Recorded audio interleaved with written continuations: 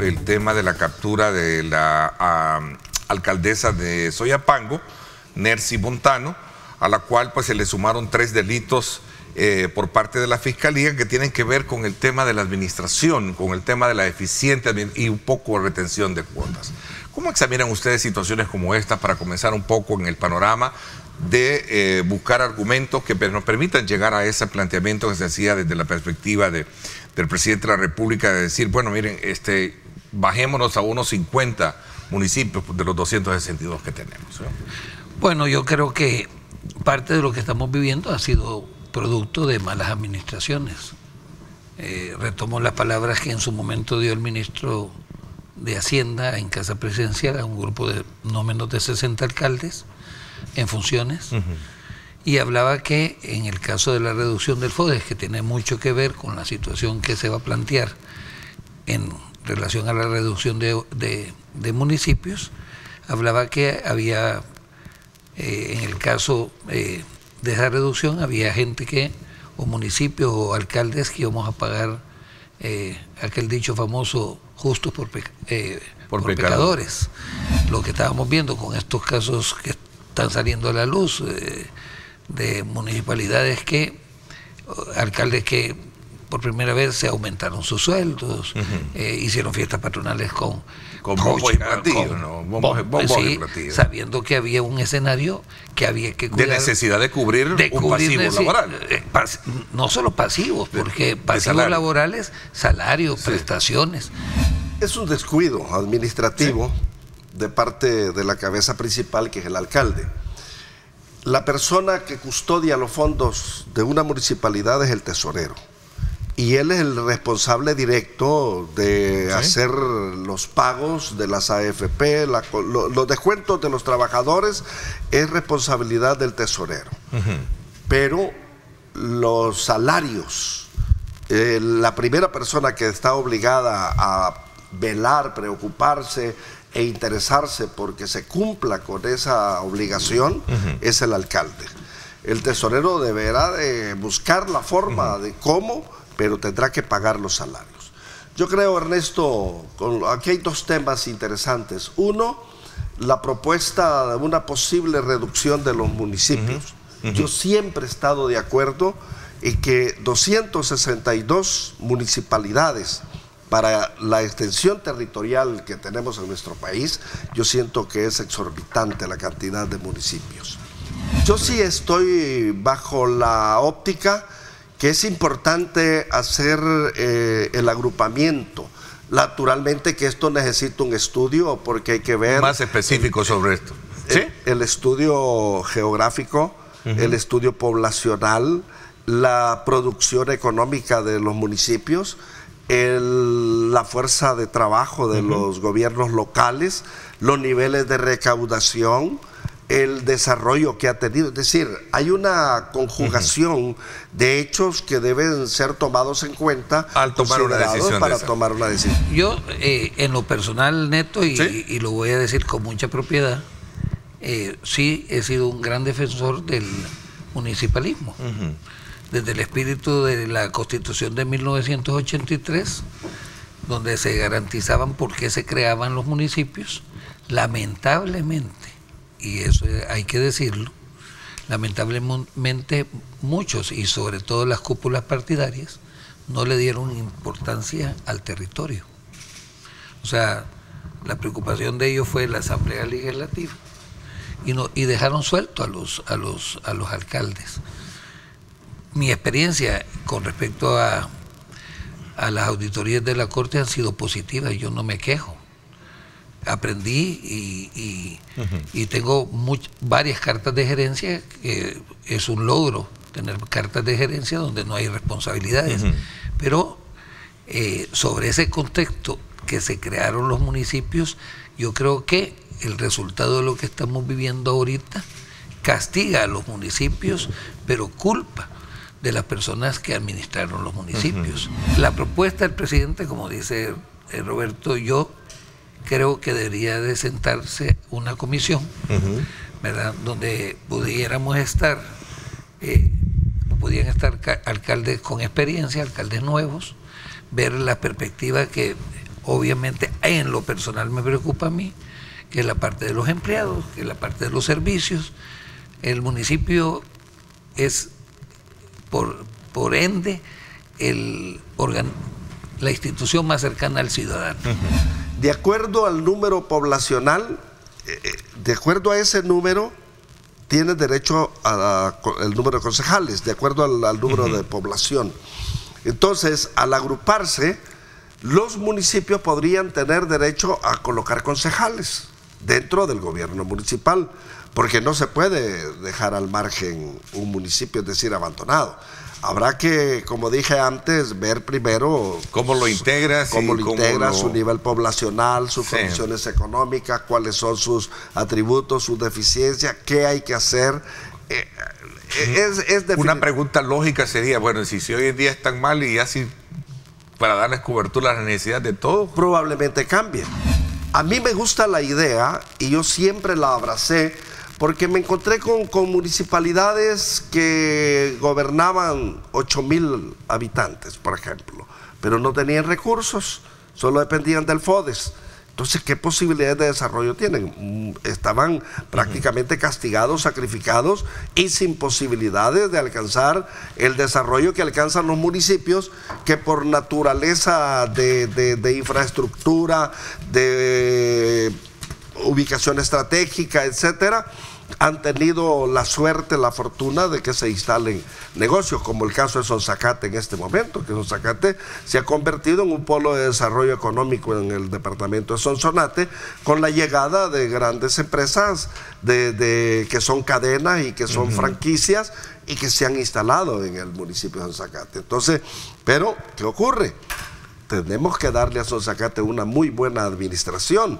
Esta buena administración podría surgir de un ente centralizado que maneje los recursos direccionados hacia el municipio. Un alcalde no está en la, digamos, en la disposición de aceptar todo lo que se le exige de un trabajador. En el caso específico. No, correcto. Incluso tiene que tomar como punto de referencia, decía, los ingresos y el estado financiero mismo. El estado financiero demanda incluso esfuerzo. Porque lo que cuestiona el presidente allí es el tema de que cómo es posible que por una tarjeta navideña se ponga digamos, en peligro la salud de los habitantes por el tema ambiental, no recoger la basura que representa. Y mira, Soyapango es un caso. Y miren esto, y yo le voy a decir, independientemente que las municipalidades pequeñas en el pasado tal vez tenían pocos ingresos propios, pero hay que ser sincero, el FODE fue un instrumento que llegaba a beneficiar el desarrollo mismo de los municipios. Pero ¿qué nos topamos? Alcaldes que priorizaron un palacio municipal sobre servicios de agua potable. Ahora también, Mauricio, el tema de la deficiencia en las administraciones municipales surge como consecuencia que aquí no se le da capacitación, no se preparan, no se hace carrera municipal. El caso del ingeniero Vilanova está haciendo su 8º periodo. Ya hay un conocimiento, ya hay una experiencia administrativa y hay una capacidad académica. Eso le permite como ser un buen administrador, pero aquí se postulan alcaldes que no tienen, bueno, lo voy a extralimitar diciendo que ahí llegan a aprender a firmar, porque no tienen preparación académica. Hay otro elemento que también obviamente no puede soslayarse en esta discusión, que es el impacto que tendría en el tema de las circunscripciones de diputados en el país. A ver, ¿qué piensan? Tú decías al inicio, antes del corte, de que crees que debería de reducirse la cantidad. Deberíamos de regresar a los, creo que eran 60 diputados en aquel entonces, ¿no? Antes de subir a 84. Yo creo que es necesario, pues, la situación económica mundial demanda que cada momento debemos de buscar cómo reducir costos y cuánto le cuesta a un diputado al país. Y si estamos hablando de que 24 diputados más, pues es un dinero bastante, una cantidad fuerte. Y la crisis mundial demanda que entremos en un plan de austeridad que nos permita llegar a puntos de equilibrio. Creo que el rol de los diputados, no en cuanto a la cantidad, sino a la calidad de diputados, debería estar en relación también a los asesores, a los costos que implica tener un diputado en la Asamblea y obviamente se requiere una calidad de diputados que se acerquen a las comunidades, no cuando vengan eventos electorales. Yo creo que no se conoce el departamento ni los municipios yendo a regalar juguetes, estando en las fiestas patronales. Hay que trabajar obviamente el territorio de una forma más dinámica, ¿verdad? Propiciar la organización comunal. Los diputados deberían de ser obviamente representantes de un partido, pero representantes de su departamento, y trabajar en esa base. El trabajo del diputado son otras funciones específicas, entonces como que la calidad del diputado se diluye, es más que estar en territorio que estar dentro del recinto de la Asamblea Legislativa, como generando opciones de propuestas para mejorar el estatus de vida de los salvadoreños. Entonces las leyes tienen que ser bien analizadas, las propuestas de ley tienen que ser bien analizadas, pero las dejan normalmente en manos de los asesores, y lo que el asesor les da, no digo que esto sea la generalidad, porque hay excepciones, pero hay en muchos casos. Entonces algunos críticos del gobierno sostienen que lo que busca la propuesta es una concentración más de poder. Yo no creo, porque la concentración del poder la da el número específico teniendo mayoría en la Asamblea y mayoría en el territorio. Pero eso depende de la voluntad del pueblo. No me resta más que felicitar no solo al presidente, sino a su gabinete de seguridad, y lo voy a hacer casi la otra semana. Voy a ir a hacer un en vivo solo, a lugares que no me hubiera atrevido a entrar si no hubiera sido con seguridad y armado. Hay críticas, nada es perfecto, hay errores, pero el trabajo que se ha hecho y devolverle la seguridad a un pueblo, yo me pregunto por qué no se hizo antes. ¿Por qué se burlaban de su servidor, el sheriff? Nunca retomaron el trabajo que se hizo en Guayabal. Con respecto a los municipios, también lo felicito. A mí el régimen de excepción me ha traído en lo personal y en mi familia un descanso. No sé si me doy a entender. En un mundo complicado, porque todavía dicen, ¿y por qué se mantiene el régimen de excepción? ¿A quiénes molestan? A los que andan en malos pasos. La quinta etapa, extracción, que lo hicimos en Guayabal, es perfecta. Lo político trascendió a la realidad nacional. Hoy tenemos, por dar un ejemplo, y no es que yo me vuelva, yo felicito al presidente por lo que ha hecho en el tema de seguridad. Creo que va a ser conveniente la disminución de municipios, pero con una discusión donde participamos. ¿Por qué se da ese fenómeno, verdad? En algún momento no dejó de preocuparnos. Correcto, no, es algo que nunca va a dejar de preocuparnos, una elevación de casos de una enfermedad que tiene un potencial mortal y que todos conocemos específicamente los estragos que sigue realizando en otros países esta enfermedad. Y al tener un incremento de casos, pues lo lógico es decir, bueno, ¿qué tanto va a durar o por qué tanto se va a disminuir o con mayor rapidez que lo que observamos anteriormente? Y es la característica de cada una de las nuevas adaptaciones o subvariantes que está teniendo. ¿Qué es lo que está sucediendo hoy? Tenemos variantes en las cuales de alguna manera el virus ya no tiene la misma agresividad, podríamos decirlo de esta manera, que en las primeras ocasiones, porque la población era una población que no había estado en contacto con el virus. Dos, tenemos una población que en El Salvador 9.5 de cada 10 salvadoreños está vacunado, 9 de cada 10 salvadoreños está vacunado. Eso es un dato muy importante con el esquema regular de vacunación. Tenemos una población en El Salvador pues que también ya más de la mayor parte de la población ya ha padecido en alguna ocasión el mismo virus, lo que le genera que estos tengan de alguna manera defensas propias a causa de esta enfermedad. Entonces, todos estos parámetros van jugando un punto en el cual la cantidad de casos pues están en descenso, que el tema de las concentraciones sociales de alguna manera facilitan cualquier enfermedad respiratoria. Pero si nosotros vamos a ciudades en China, básicamente como que si usted esté todos los días en un centro comercial o todos los días en un lugar encerrado, porque la densidad poblacional es tanta que básicamente todo el día coexisten un montón de personas que puedan, en cuestión de una enfermedad infecto-contagiosa de tipo respiratorio, generar altos índices de ausencia laboral secundario a esta enfermedad. Y todos sabemos algo importante, y yo lo he mencionado muchas ocasiones. Cuando nosotros tenemos una elevación de casos en el país, no se debe a que ha habido una concentración de población. No se ve que ha habido una festividad.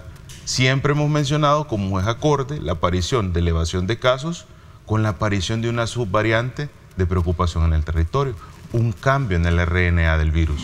Se habla mucho de la neumonía. ¿Cuál es el estado actual de la Actualmente estamos muy bien con respecto a las neumonías. Yo quisiera hacer la diferencia entre estas dos situaciones. Primero que nada, en el periodo de Navidad hay mucha baja de temperatura, pero también hay contacto con diferentes tipos de, bueno, en este caso el humo de la pólvora y otro tipo de afectaciones que suelen generar irritación. Eso por un lado. Y por otro lado, el tema de las neumonías, que ustedes lo están viendo acá. En el tema de las neumonías, pues nosotros nos encontramos actualmente en una zona de seguridad, ¿verdad?, en la última semana, y esto es un dato muy importante porque se mantiene al descenso, y esto usualmente en este periodo siempre hay un descenso en la cantidad de neumonías, porque neumonía no tiene que ver con el tema inminentemente de irritación que podría generar las bajas de temperatura COVID. ¿Cerramos bien el año 2022? Podemos decir que cerramos muy bien el año 2000 con relación al tema de COVID-19, con un franco disminución de las letalidades, de los efectos de los ingresos hospitalarios, que son como se mide la gravedad de COVID-19 en un país. La gravedad se mide por varios factores. Uno, el número de casos positivos que usted está teniendo por 100.000 habitantes. Número dos, el número de ingresos hospitalarios por neumonía que usted está teniendo. Y número tres, el número de camas hospitalarias que usted tiene en el sistema de salud para poder atender esa enfermedad. Esos tres parámetros nos dicen a nosotros que también puede estar un país. En El Salvador estamos con un bajo riesgo luego de que se han tomado todas las medidas necesarias para que la población pueda atenderlo. Pareciera ser que el COVID vino a ocupar más la atención de lo que en el pasado siempre también ha sido foco de atención por parte de las autoridades, el dengue y otras enfermedades digestivas, etcétera, ¿no? Totalmente, y esto parte porque la cantidad de afectaciones que se han tenido a causa del COVID-19, al ser una enfermedad emergente de afectación mundial, pues evidentemente hace que todos los sistemas de salud se pongan activos. Así sucedió con la primera, segunda, tercera pandemia que se han tenido anteriormente. Entonces, esto activa a que todos los sistemas de salud en el mundo pues sean prioritarios para manejar un momento tan especial o tan importante en un periodo en el tiempo transversal. Que el COVID-19, luego de todos los estragos en la salud pública mundial que ha hecho, también ha traído un beneficio, y es recordarle a la población mundial lo importante que debe ser un bien tan fundamental como es la salud. Si está controlada la pandemia, ¿por qué estar usando la mascarilla cuando sabemos que eso lo que implica es menos respiración para la persona, y eso puede complicarle a la persona? Sí, muy buena pregunta. Yo creo que es algo que todos los salvadoreños nos hemos hecho en alguna ocasión la pregunta. Primero, no hay afectaciones por usar una mascarilla, eso debemos tenerlo claro. Usted puede usar una mascarilla y no le va a generar ninguna... Dependiendo de la mascarilla también que ande, ¿no? Independiente, todas las mascarillas. Usted no le va a generar un inconveniente. Por ejemplo, la KN95. KN95, que valga la redundancia, es una mascarilla que por su forma tiene un sellado especial que garantiza que usted tenga un filtrado del 95% de partículas que puedan llegar a generar la transmisión de un virus. Entonces, lo que genera estos niveles entre el 95, 90%, 78% son la cantidad de partículas que pueden penetrar a su sistema respiratorio. Sin embargo, no quiere decir que no entre aire. Eso es muy importante. Y acordémonos que la molécula... No limita la respiración. No la limita. La molécula o la partícula de aire está conformada por tres componentes importantes. Cuando usted respira aire, no solo respira oxígeno. Usted respira 78% de nitrógeno, usted respira 20.9% de oxígeno y menos de 1% de otro gas. Entonces, ¿qué quiere decir? Penetra siempre el oxígeno. ¿Se recomienda o no recomiendan la permanencia entonces? Utilizarla no es una obligación en nuestro país. Sin embargo, hay que tener algo muy importante, es que ante cualquier proceso respiratorio es una recomendación y es una buena práctica para quien ande una gripe o diaria. resfriado, que es mejor la usen. Es mejor utilizarla.